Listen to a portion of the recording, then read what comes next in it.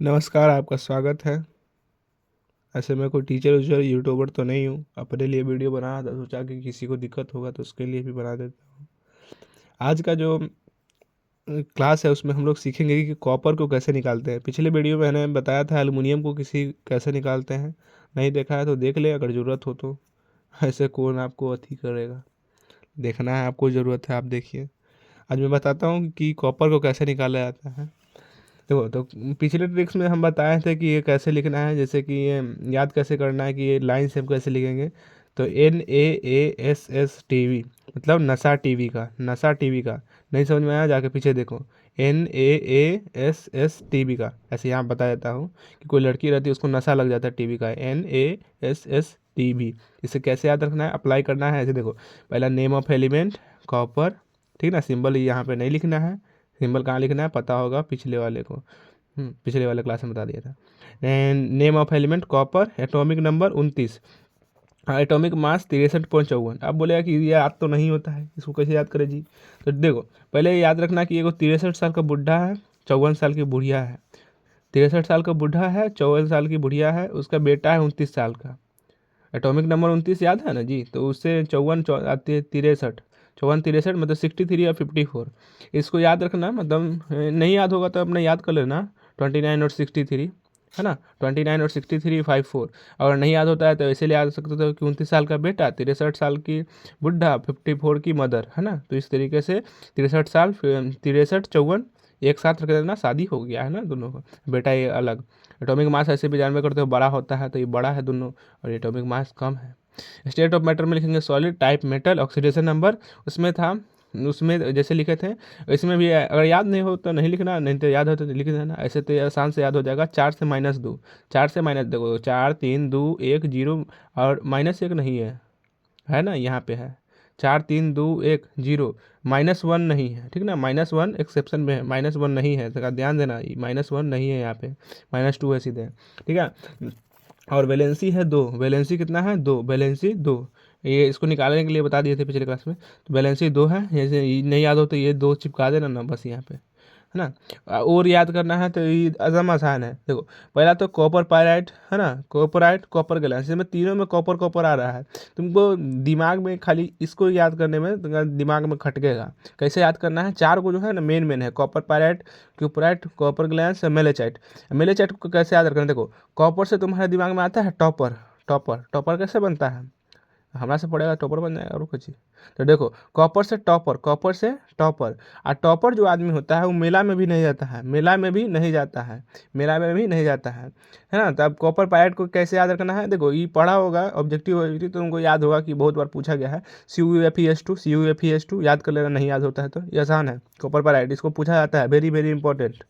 CuFeS2, CuFeS2 ऐसे तो हमको ये मुजबानी याद हो गया है। CuFeS2 तुम भी याद कर लेना, आसान है। CuFeS2 बोलते बोलते 5 बार याद हो जाएगा। मेलाचाइट को कैसे याद रखना है, देखो जैसे मेला, मेला में जैसे कि एक बार गया था CO3, मेला में CO3 गया था। अब क्या किया गदावा कि दारू ले आया 2 बोतल, है ना, ले आया 2 बोतल। उसका जो टॉपर दोस्त है वही बोल रहा है क्यों, क्यों CU क्यों, क्यों CO3 क्यों। देखो 2 बार बोला है, क्यों CO3 क्यों, क्यों CO3 क्यों, क्यों CO3 CU। 2 गो दारू क्यों लाया, क्यों CO3 क्यों, 2 गो दारू क्यों लिया है। तू जानता है ना कि हम टॉपर हैं, दारू नहीं पीते हैं। तो वही मेला में गया था इसका दोस्त, क्या नाम था CO3। तो ना बोला क्यों CO3 क्यों, 2 गो दारू क्यों लाया, है ना। तो इस तरीके से मेले चाइट वाला कहानी समाप्त हो गया, है ना। ये दोनों आसान है। देखो CU2O, यहाँ पे CU2O है और यहाँ पे CU2S है। Copper pyrite copper glance, copper pyrite copper glance. PO जैसे होता है ना, OPQRS, तो OP दोनों सेम सेम है ना। तो OP, तो कॉपर पैराइट में CU2O और कॉपर ग्लास में CU2S, है ना। इतना बुद्धि तो लगाना पड़ेगा ना कि कौन कहाँ होता है। तो कॉपर पैराइट में आसान, मेला चाइट का बता दिए। पैराइट, कॉपर पैराइट में CU2O, कॉपर ग्लास में CUS। अब भी बोलेगा कि ई क्या बनाए हुए हैं, तो ये डायग्राम है। जैसे कि अगर तुम रिएक्शन से करोगे ना तो वो बड़ा हार्ड लगता है, तुम ऐसे ही लिख दो। अगर मान के चलो 5 नंबर का है तो उसमें तो 4 नंबर देना ही पड़ेगा उसको। अगर बढ़िया आदमी रहा तो उसको 5 नंबर।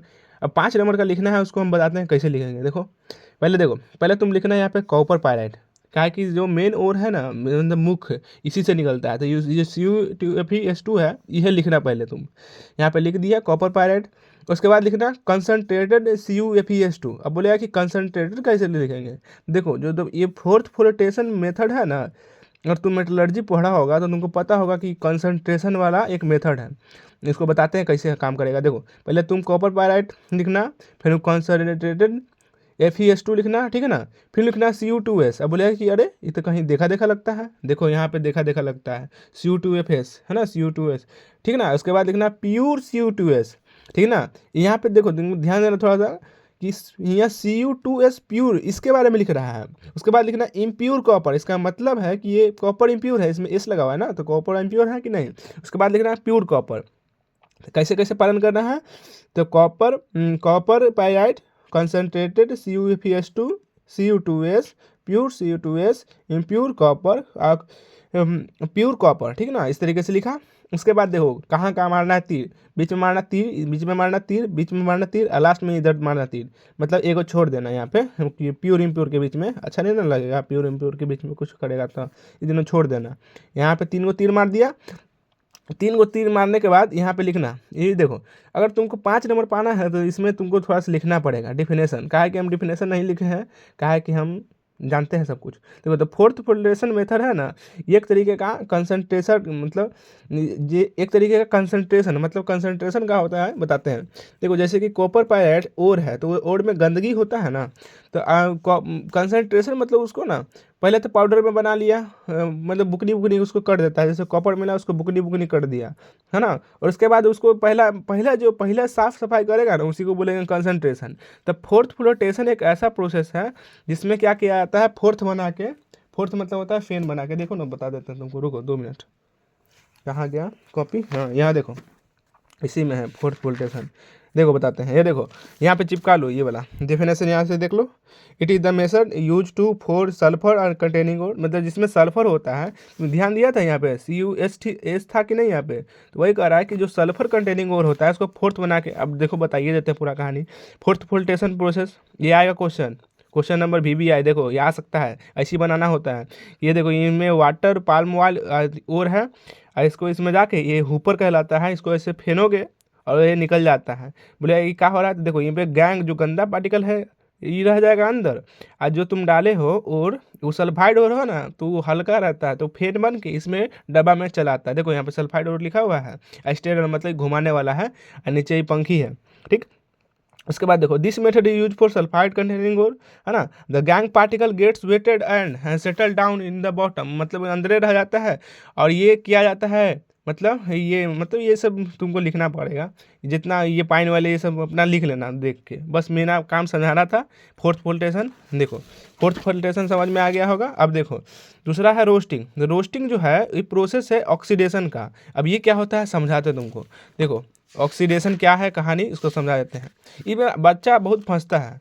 देखो पहले अगर 2 प्रोसेस होता है इसमें, रोस्टिंग और ये हो गया क्या, ये रोस्टिंग हो गया, ये फोर्थ फ्लोटेशन हो गया। तो इससे आपसे पूछता है कि जो कॉपर है उसका मतलब कंसंट्रेशन किसके द्वारा किया जाता है, तो आपको बोलना है फोर्थ फ्लोटेशन। और जो रोस्टिंग पूछे, मतलब सल्फाइड का रोस्टिंग पूछे, तो ये ऑक्सीडेशन का प्रोसेस है, ऑक्सीडेशन का, ठीक है ना।